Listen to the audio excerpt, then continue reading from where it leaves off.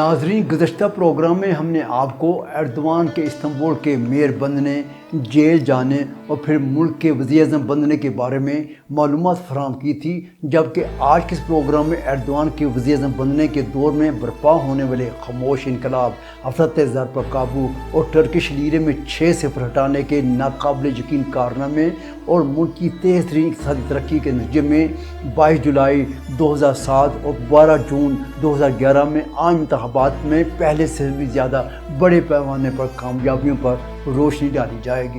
T R Urdu سے اپنے اردو ناظرین کی خدمت میں انقرہ سے ڈاکٹر فرقان حمید کا سلام پہنچے۔ ناظرین، ترکی اور صدر ایردوان سے متعلق تازہ ترین معلومات کے لیے ہمارے YouTube channel T R Urdu کو سبسکرائب کیجئے اور اپنے کمنٹ سے ہمیں آگاہ کیجئے۔ شکریہ۔ خاموش انقلاب۔ ایردوان نے وزارت عظمیٰ کا عہدہ سنبھالنے کے فوراً بعد ڈیموکریسی، شفافیت اور بدعنوانی کی روک تھام کی جانب خصوصی توجہ دی تھی۔ ملک میں طویل عرصے سے جاری افراط زر، جس نے ملکی معیشت اور سماجی نفسیات کو منفی طور پر متاثر کیا تھا، پر قابو پانے کے لیے نیو ٹرکش لیرے کو متعارف کروایا اور 6 صفر ہٹاتے ہوئے $1 کے مقابلے میں 1.3 لیرے کی قدر مقرر کی گئی، اور یوں کئی دہائیوں سے حل نہ کیے جانے والے مسئلے کو حل کر لیا گیا اور ترک لیرے کی ساکھ بحال کر دی گئی۔ ملک میں فی کس قومی آمدنی میں نمایاں اضافہ ہوا۔ ڈیم، ہاؤسنگ سوسائٹیز، سکول، سڑکیں، ہسپتال اور پاور پلانٹس اس رفتار اور تعداد میں تعمیر کیے گئے جس کی ترکی کی تاریخ میں کوئی مثال نہیں ملتی ہے۔ ان تمام مثبت پیش رفتوں کو متعدد غیر ملکی مبصرین اور مغربی رہنماؤں نے ایردوان کے اس دور کو خاموش انقلاب کا دور قرار دیا ہے۔ 22 جولائی 2007 کے عام انتخابات میں پہلے سے زیادہ ووٹوں سے کامیابی۔ رجب طیب ایردوان نے 22 جولائی 2007 کے عام انتخابات میں 46.6% ووٹ حاصل کرتے ہوئے پہلے سے بھی زیادہ ووٹوں اور پارلیمنٹ کی پہلے سے بھی زیادہ نشستوں سے کامیابی حاصل کی اور نئی حکومت تشکیل دی۔ 1 منٹ شٹ اپ کال۔ ایردوان کی زندگی میں اسرائیل کے کسی بھی صدر کو ان کے منہ پر 1 منٹ کی شٹ اپ کال نے ایردوان کو راتوں رات عالم اسلام کا لیڈر بنا کر رکھ دیا۔ عالم عرب میں پہلی بار ترکی اور اس کے وزیر اعظم کے حق میں مظاہرے کیے گئے۔ وزیر اعظم رجب طیب ایردوان نے 29 جنوری 2009 میں سوئٹزرلینڈ کے شہر ڈیوس میں اقتصادی فورم میں شرکت کی، اور اس فورم میں ان کے ہمراہ اسرائیل کے صدر شیمون پیرز بھی شرکت کر رہے تھے۔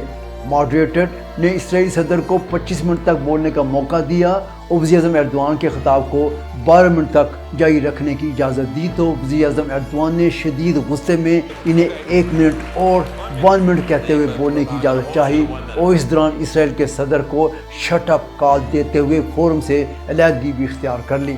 ایردوان کے اس جرأت مندانہ اقدام نے ایردوان کو عالم اسلام کا ہیرو بنا کر رکھ دیا۔ 12 جون 2011 کے عام انتخابات۔ 12 جون 2011 کو ہونے والے پارلیمنٹ کے عام انتخابات میں بھی وزیر اعظم رجب طیب ایردوان کی justice and development party 49.8% vote حاصل کرتے ہوئے نئی حکومت کو تشکیل دے چکی تھی۔ ترکی میں پہلی بار براہ راست صدارتی انتخابات۔ 2007 کے ترکی کے صدارتی انتخابات میں منتخب جمہوریت ترکی کے صدر عبداللہ گل کے عہدے کی میعاد 2014 میں ختم ہونے پر ترکی میں پہلی بار صدر کو براہ راست عوام کے ووٹوں سے منتخب کیا گیا، جبکہ اس سے قبل پارلیمنٹ ہی سے صدر منتخب کیا جاتا رہا ہے۔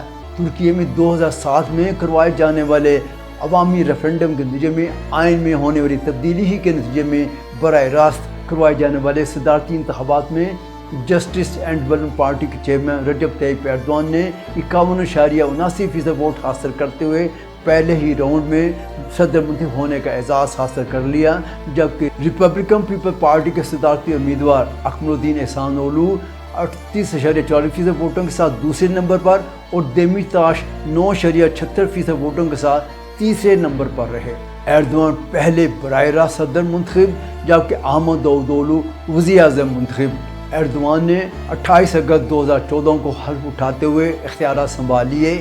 ان کے छोड़े हुए वजारत उज़्मा के ओहदे पर अहमद दावुदोगलू को मुंतखब कर लिया गया। एर्दोआन के मुल्क में नए सदारती निज़ाम को मुतारफ़ करवाने और सदर मुंतखब होने पर अहमद दावुदोगलू 27 अगस्त 2014 को आग पार्टी के पहले हंगामी कन्वेंशन में पार्टी के चेयरमैन मुंतखब कर लिए गए और 28 अगस्त 2014 को अबूरी तौर पर वज़ीर-ए-आज़म के फ़राइज़ संभालिए और 6 अगस्त 2014 को कौमी असम्बली से इत्मीनान का वोट हासिल करते हुए मुल्क के वज़ीर-ए-आज़म मुंतखब हो गए।